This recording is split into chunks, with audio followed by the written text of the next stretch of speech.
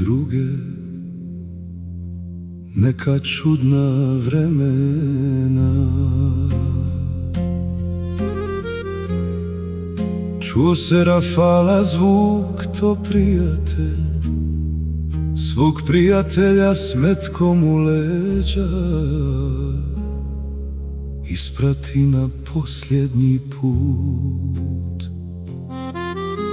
To prijateljstvo ništa ne vrijedi u tom trenu.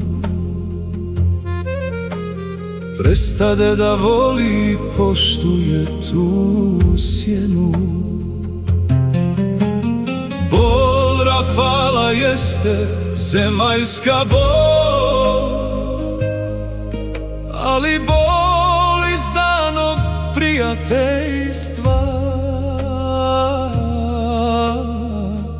najdublja je rana srca mog. Sve godine poštovanja i bratstva prestadoše da vrijede u tom času i život svoga prijatelja pretvoriše u spomenu njemu i tihu. Dok bijela traka na ruci stoji, svjedok vremena koje još boli, ostaje pitanje što dušu para, kako prijatelj prijatelja zaboravlja.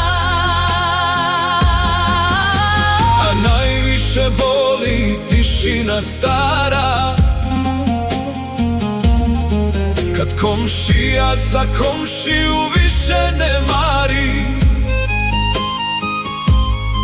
kad ime čovjeka prekrije tama,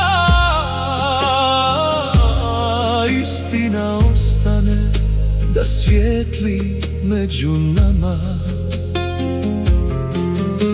Dok bijela traka opominje vrijeme, nosimo sjećanje kao zavjet i breme,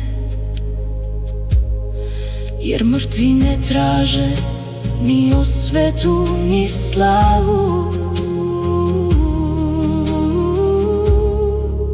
već da im sačuvamo istinu i pravu.